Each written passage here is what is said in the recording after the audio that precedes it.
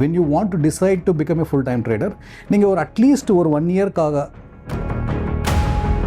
Professional ஆப்ஷன்ஸில் வந்து monthly அவரோட ப்ராஃபிட்டை டார்கெட் பண்ணுவாரா இல்லை வந்து ரிஸ்க் லிமிட்டை மேனேஜ் பண்ணி ட்ரேட் பண்ணுவாரா sir? Option selling it's a low risk கிடையாது. நான் எனக்கு எப்படி மேனேஜ் பண்ணுறோன்னு தெரியாது. ஒரு திடீர்னு ஒரு மூமெண்ட் வந்துச்சுன்னா நான் panic ஆகிடுவேன்னா, kind of a budget days, general election days, most of the pro traders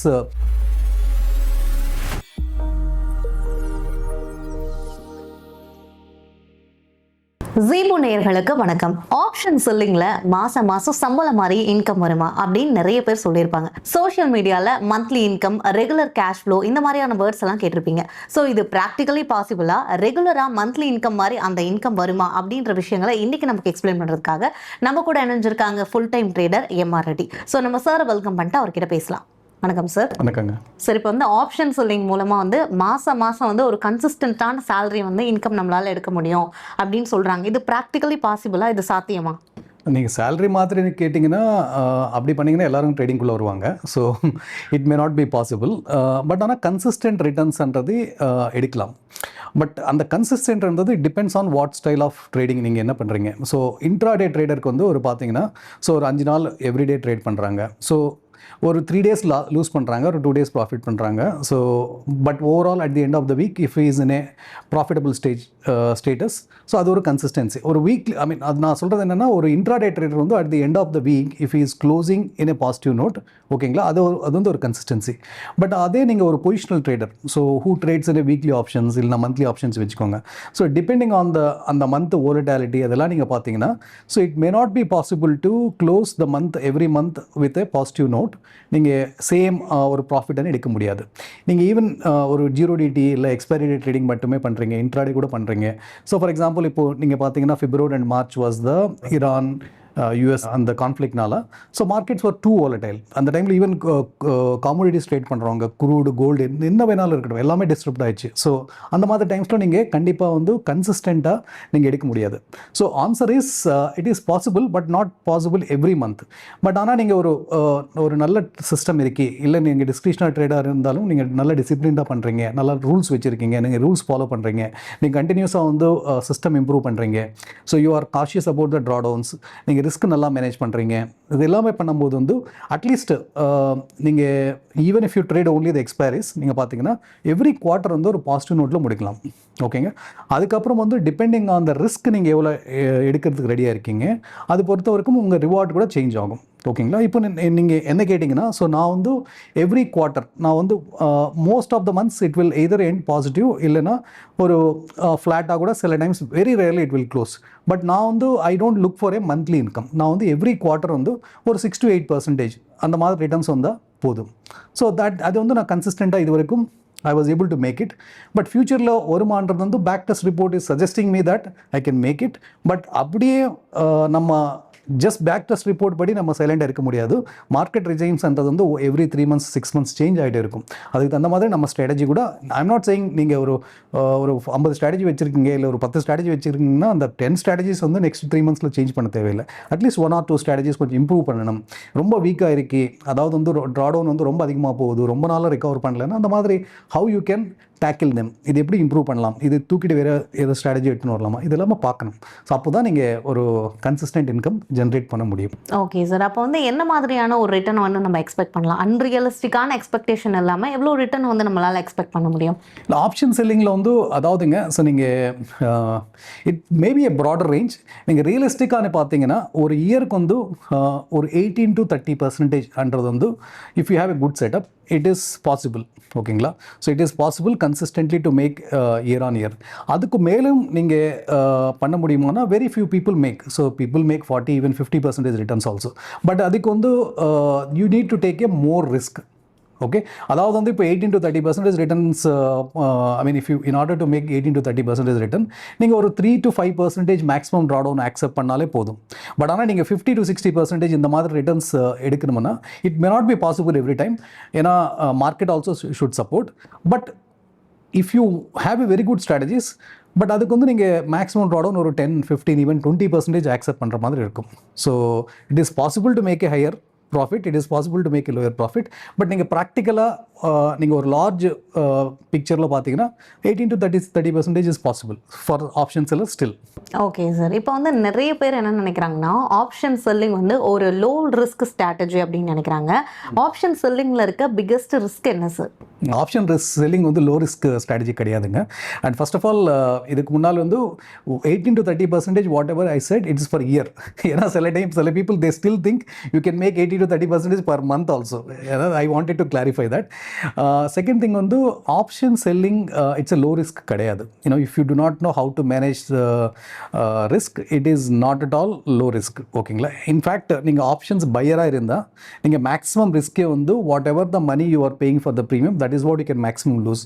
but ஆனால் நீங்கள் ஆப்ஷனல் செல்லராக இருக்கும்போது நீங்கள் 100 rupees நீங்கள் செல் பண்ணுறீங்க அண்ட் நீங்கள் அது ரிஸ்க்கு சரியாக மேனேஜ் பண்ணல, இல்லை ஸ்டாப் லாஸ் வைக்கல, ஹெட்ஜ் பண்ணலன்னா ஒரு திடீர்னு ஒரு பெரிய மூவ் வந்துச்சுன்னா 100 rupees can become 1000 rupees also. நீங்கள் you imagine, so you can blow out your account, you can blow up your account in a 1 day also. It's not a low risk. Okay sir, இப்போ வந்து option selling வந்து low risk கிடையாது அப்படின்ற விஷயத்த சொல்லிட்டீங்க. So அதில் இருக்கக்கூடிய biggest ரிஸ்க்காக நீங்கள் எதை பார்க்குறீங்க, அதை பற்றி சொல்லுங்கள். கண்டிப்பாங்க. ஸோ லோ ரிஸ்க் கிடையாதுன்னு இப்போ நான் என்னென்ன ரீசன்ஸ் எல்லாம் சொல்லியிருக்கேன். பட் ஆனால் ரிஸ்க் என்னென்னா, நீங்கள் ரிஸ்க் மேனேஜ் பண்ணாமல் நீங்கள் ஆப்ஷன் செல்லிங் பண்ணிங்கன்னா அதுதான் பெரிய ரிஸ்க்கு. அதாவது வந்து நேக்கட் பொசிஷன்ஸ் எடுக்கிறது, அது இன்ட்ராடே இருக்கட்டும், பொசிஷனில் வந்து எஸ்பெஷலாக வந்து ஓவர் நைட் பொசிஷன்ஸ் கேரி பண்ணும்போது நீங்கள் ஹெட்ஜிங் பண்ணாமல் எடுத்திங்கன்னா அது பெரிய பெரிய ரிஸ்க். நீங்கள் ஒரு 5 yearsல ஒரு நாள் வந்தால் கூட போதும். So that one day will take out all your 4 to 5 years profit. ஓகேங்களா? ஸோ ரிஸ்க் மேனேஜ் பண்ணணும், பொசிஷன் சைசிங் மேனேஜ் பண்ணணும். ஓகேங்களா? And most of the known events, for example once in 5 years general elections வரும், இல்லைனா ஒரு பெரிய event, budget டே வரும். இந்த மாதிரி டேஸில் வந்து people think they can make a lot of money, but ரொம்ப ரிஸ்க் கூட ரொம்ப அதிகமாக இருக்கும். இந்த ப்ரீமியம்ஸ் வந்து எதுக்கு அந்த டே வந்து they are very high, because the risk is more, the premium is more. நீங்கள் உங்களுக்கு ப்ராப்பராக ஒரு ஸ்ட்ராட்டஜி இல்லை, நான் எனக்கு எப்படி மேனேஜ் பண்ணுறோன்னு தெரியாது, ஒரு திடீர்னு ஒரு மூவ்மெண்ட் வந்துச்சுன்னா நான் பேனிக் ஆகிடுவேன்னா அந்த டேஸில் வந்து நீங்கள் ட்ரேடே பண்ணக்கூடாது. I mean most of the people they should avoid. You may make little more money, but when you lose you may make too big money. என்ன even if you ask me personally, so I don't trade on kind of a budget days, general election days. Most of the pro traders avoid பண்ணுவாங்க. ஏன்னா option selling game is not for making a quick gains. இது வந்து ஒரு கன்சிஸ்டண்ட்டாக ஒரு long டர்மில் ஒரு consistent returns பண்ணுறதுக்கு தான் ஆப்ஷன் செல்லிங் பண்ணுவாங்க. So option buying is different. Option பையிங்கில் வந்து when you capture a big direction, so maybe 20 days you will lose, but 2 or 3 days you may make more profit than whatever you lost in the 20 days. So option செல்லிங்கில் வந்து so whatever I told you அது எல்லாமே manage பண்ணணும். Okay sir, இப்போ வந்து option selling மூலமாக வந்து ஒரு ஃபுல் டைம் ட்ரேடராக இருக்கணும் அப்படின்னா அவங்களுக்கு என்னென்ன ரெக்குவயர்மெண்ட்ஸ் இருக்கணும்? இப்போ மினிமம் கேபிட்டல் வந்து இவ்வளோ இருக்கணும், இல்லை அவங்க சைக்காலஜிக்கலாக என்ன மாதிரியான ஒரு மைண்ட் செட்டோடு இருக்கணும், அந்த மாதிரி என்ன விஷயங்கள் இருக்குது சார்? ஒரு ஃபுல் டைம் ட்ரேட் ஆகிறதுக்கு தேர் ஆர் லாட் ஆஃப் திங்ஸுங்க. இப்போ ஃபர்ஸ்ட் ஆஃப் ஆல் இவ்வளோ கேபிட்டலான்னு சொல்ல முடியாது. It depends on their life style.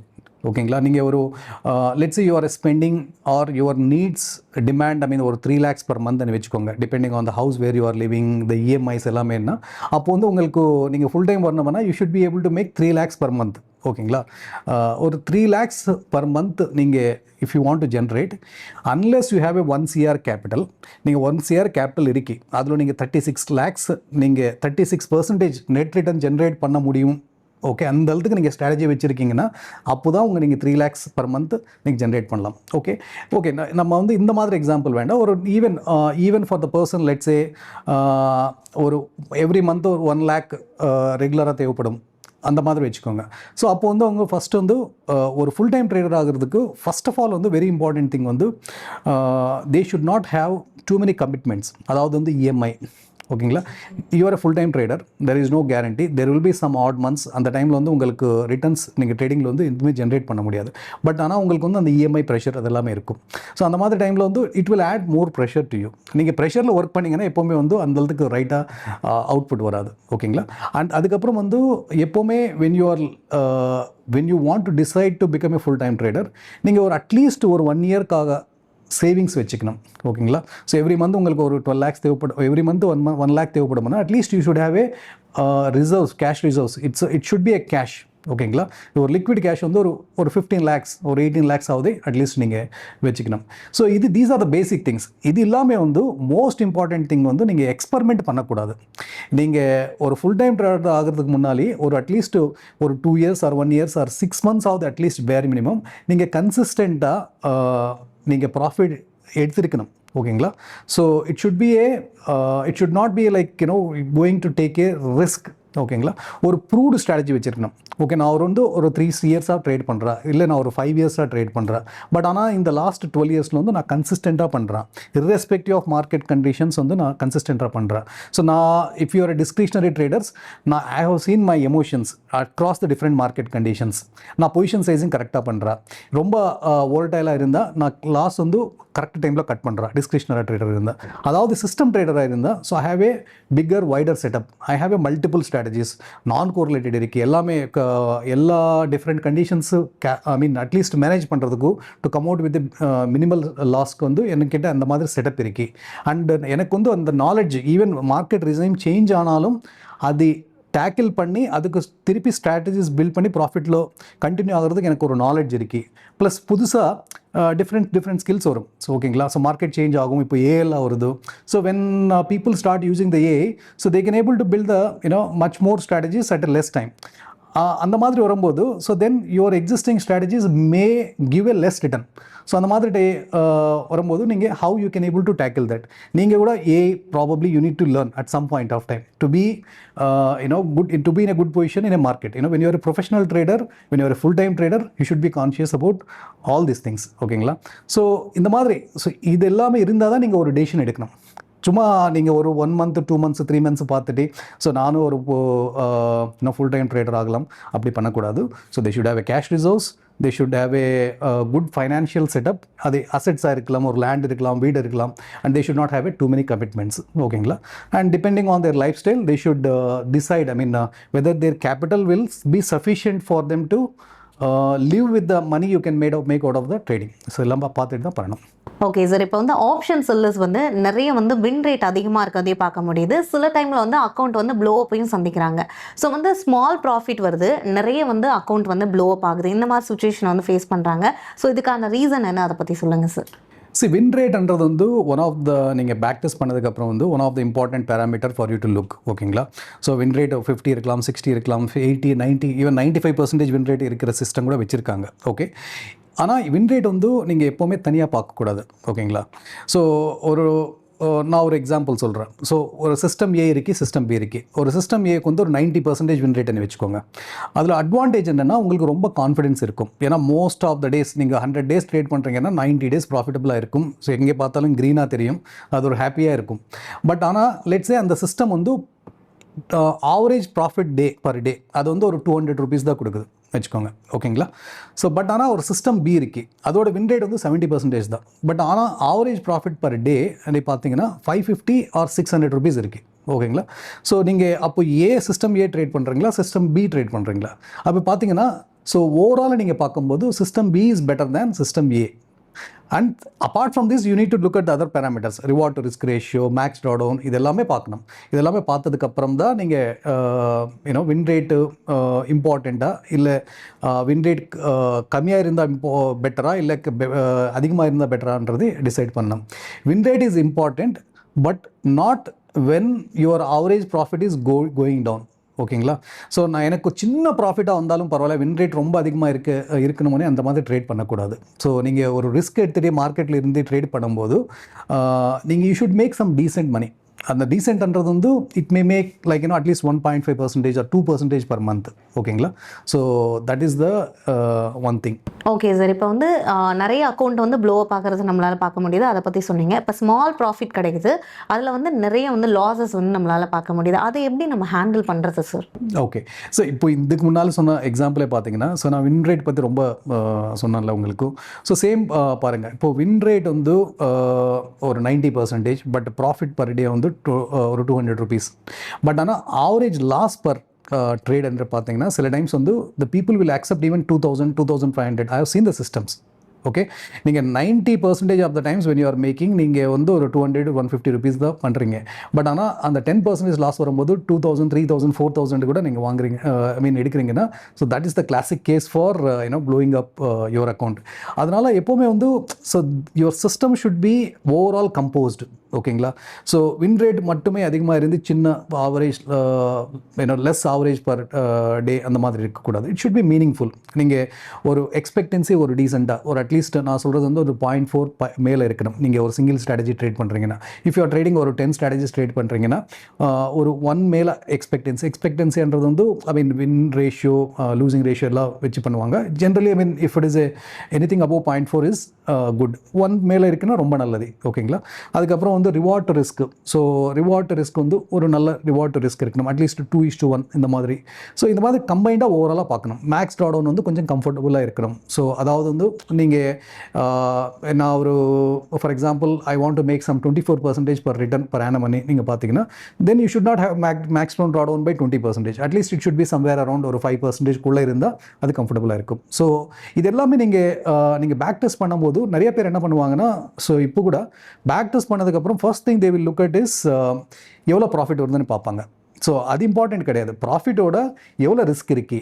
நான் எப்போவுமே சொல்கிறது என்னென்னா, ரிவார்டு மட்டும் கிடையாது, ரிஸ்க் அட்ஜஸ்டட் ரிட்டர்ன் மட்டுமே கிடையாது, ரிஸ்க் அட்ஜஸ்டட் ரிட்டர்ன். நீங்கள் இந்த ரிட்டர்ன் ஜென்ரேட் பண்ணுறதுக்கு நீங்கள் எவ்வளோ ரிட்டர்ன் எடுக்கிறீங்க அதுதான் மெயின் இம்பார்ட்டன்ட்.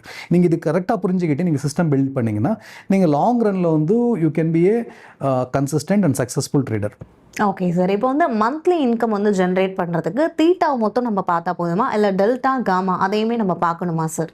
நீங்கள் ஆப்ஷன் செல்லராக இருக்கும்போது there are 3 different types of option செல்லர்ஸுங்க. ஒன்று வந்து மோஸ்ட்லி நான் டைரக்ஷனல் ட்ரேடிங் பண்ணுவாங்க. அவங்க வந்து they depend mostly on the theta decay. ஏன்னா அதுதான் அது வச்சு தான் நீங்கள் ஆப்ஷனல் நான் டைரக்ஷனல் இருக்கும்போது பண்ண முடியும். ஓகேங்களா?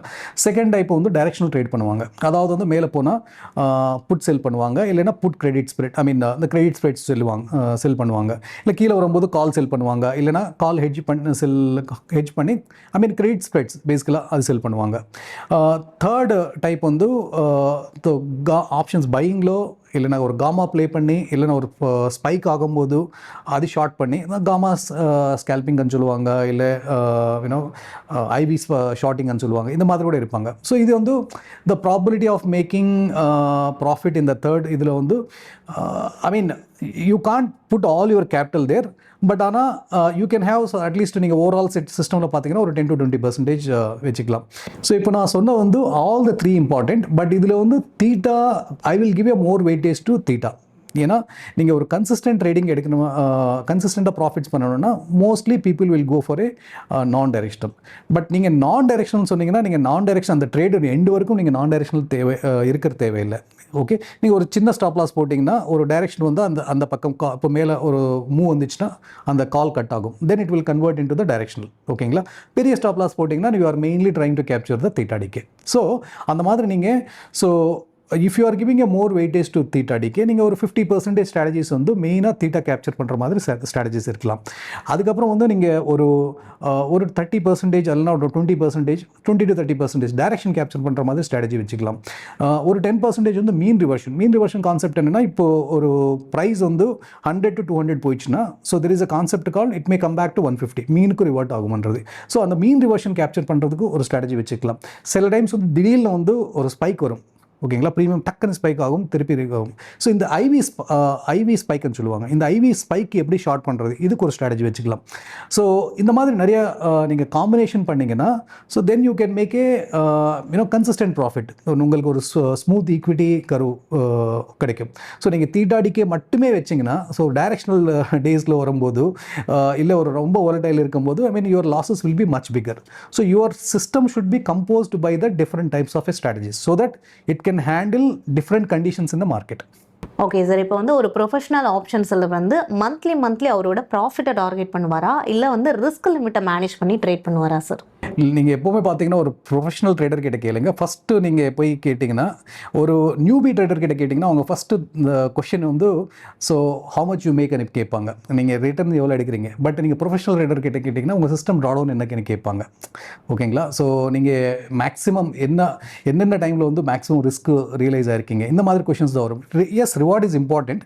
பட் எப்போவுமே வந்து ட்ரேடிங்கிலோ இல்லை எனி பிஸ்னஸில் வந்து if you manage the risk very well, so the reward is sub product. I mean அந்த ரிவார்டு வந்து உங்களுக்கு கண்டிப்பாக கிடைக்கும். ஓகே, எஸ்பெஷலாக நம்ம ஆப்ஷன் செல்லிங்க்கு வரும்போது because the reward is limited, first thing வந்து ஒரு ப்ரோ ட்ரேடரு ரிவார்டு பார்ப்பாங்க. பட் என்ன கேட்டிங்கன்னா ரிஸ்க்ன்றது வந்து ரிஸ்க் மேனேஜ் பண்ணுறது ட்ராடவுன் கூட ரொம்ப important. And then reward is target பண்ணுறாங்கன்னா இப்போது எப்போவுமே வந்து target when you do a back testing உங்களுக்கு ஒரு you will get some idea like இந்த சிஸ்டம் வச்சு நான் ட்ரேட் பண்ணிங்கன்னா ஒரு 40% ஜென்ரேட் பண்ண முடியுமா, 30% ஜென்ரேட் பண்ண முடியுமா, இல்லை ஒரு 20% மட்டும்தான் ஜென்ரேட் பண்ண முடியுமான்னு. So you will definitely have some idea உங்களுக்கு. ஓகே, நான் இந்த இது செகண்ட் வந்து அந்த சேம் பீரியடில் வந்து நான் எவ்வளோ லாஸ் வாங்குறதுக்கு even if I get a back to back losses வந்தாலும் நான் ஹவு மச் நான் எவ்வளோ லாஸ் நான் என்னால் தாங்க முடியும், அது ரொம்ப இம்பார்ட்டண்ட்டாக கேட்பாங்க. ஓகே, ஆப்ஷன் செல்லிங்கில் வந்து தட் இஸ் மோர் இம்பார்ட்டண்ட். ஏன்னா C you can say that நான் எனக்கு ஒரு 30% ரிட்டர்ன் ஜென்ரேட் பண்ணுற சிஸ்டம் இருக்கு, பட் ஆனால் ட்ராடவுன் வந்து 15%, 10%, பட் என்னால் அக்செப்ட் பண்ண முடியுமான்னு நினைப்பாங்க. பட் நான் I have seen many traders, but அந்த சிச்சுவேஷன் வரும்போது they will be shaken. First வந்து பேக் டெஸ்ட் பார்க்கும்போது நல்லாமே இருக்கும். ஓகே, நான் 10% இருந்தாலும் வேணா எனக்கு என்னோடய சிஸ்டம் வந்து 40% ரிட்டர்ன்ஸ் ஜென்ரேட் பண்ணும், நான் ட்ரேட் பண்ணுறானே இறங்குவாங்க. பட் அந்த டஃப் டைம் வரும்போது அப்போ தான் உங்களுக்கு டவுட் வரும். ஓகே, இந்த சிஸ்டம் வந்து ப்ரீவியஸில் வந்து இந்த மாதிரி பேக் டெஸ்ட்னா ப்ரீவியஸ் டேட்டா அந்த டைமில் வந்து இந்த 40% ரிட்டர்ன்ஸ் வந்துச்சு, இப்போ நான் ஒரு 10% கிட்டத்தட்ட லாஸ் எடுக்க போகிறேன், இது நான் உண்மையாகவே ரிட்டர்ன் எடுக்க முடியுமா, திருப்பி ரிகவர் பண்ண முடியுமா, ஸோ வாட் இஃப் இந்த சேம் ப்ரீவியஸில் நடந்தது ஃபியூச்சரில் நடக்கலைன்னா என்னால் என்ன பண்ண முடியும், என்னோட கேபிட்டலே வந்து லாஸ் ஆகுமா, so then what will happen to my capital, இந்த மாதிரி நிறைய டவுட்ஸ் வரும். ஓகேங்களா, but if your loss is in control, same scenario instead of 40%, let's say ஒரு பில்டிங் ஏ சிஸ்டம் வித் 30%, ஓகேங்களா, பட் ட்ராடவுன் வந்து லெஸ் தேன் 3% வச்சுக்கோங்க, உங்களுக்கு அவ்வளோ ப்ரெஷர் இருக்காது. இமேஜின் நீங்கள் ஒரு 1 year வச்சு ட்ரேட் பண்ணுறீங்க, capital 1 lakh, so when you are losing 10,000, so your emotion will be different. ஓகேங்களா, and for 1 lakh capital if you are losing only the 5,000, 3,000, your emotion will be different. ஓகேங்களா, so அதனால் if you especially in the starting stages when you are not an expert, so it is better to trade a system which has a limited drawdown and decent reward. So this is the one good idea and also once you become an expert, when you know very clearly and your capital is large and you are willing to take more risk na appo neenga vena you know everything, you know, appo venal neenga risk edikalam. So initial ஸ்டேஜஸில் ரொம்ப risk எடுக்கக்கூடாதுன்றது என்னோட view. அப்படி பார்த்தீங்கன்னா நீங்கள் ரொம்ப நாள் சர்வை பண்ண முடியும் மார்க்கெட்டில். ஓகே சார், கண்டிப்பாக இப்போ வந்து ஆப்ஷன் செல்லிங்கில் வந்து கன்சிஸ்டண்ட்டாக ஒரு இன்கம் வருமா வராதா அப்படின்ற ஒரு கேள்விக்கு வந்து நல்ல ஒரு ஆன்சரை கொடுத்துருக்கீங்க. ஆப்ஷன் செல்லிங் மூலமா ஒரு கன்சிஸ்டன்ட் ஆப்ஷன் செல்லராக இருக்கிறதுக்கு என்ன மாதிரியான விஷயங்கள் அவங்க வந்து வச்சுக்கணும், என்னென்ன மிஸ்டேக்ஸ் அவங்க பண்ணுறாங்க, அந்த மாதிரி நிறைய விஷயங்கள் சொல்லியிருந்தீங்க. ரொம்ப ரொம்ப நன்றி சார். வெல்கம். நேர்களே, சார் சொன்ன இந்த இன்ஃபர்மேஷன்ஸ் கண்டிப்பாக உங்களுக்கு யூஸ்ஃபுல்லாக இருந்திருக்கும் அப்படின்னு நாங்கள் நம்புகிறோம். இந்த வீடியோ உங்களுக்கு பிடிச்சிருந்துச்சுன்னா லைக் பண்ணுங்கள், உங்களோட ஃப்ரெண்ட்ஸ் அண்ட் ஃபேமிலிஸ்க்கு ஷேர் பண்ணுங்க. உங்களுக்கு எந்த டாபிக் சம்பந்தமா ஏதாவது டவுட்ஸ் இருந்துச்சுன்னா கமெண்ட் செக்ஷன்ல மறக்காம கமெண்ட் பண்ணுங்க. அதோட Zebu சேனலையும் சப்ஸ்கிரைப் பண்ண மறக்காதீங்க.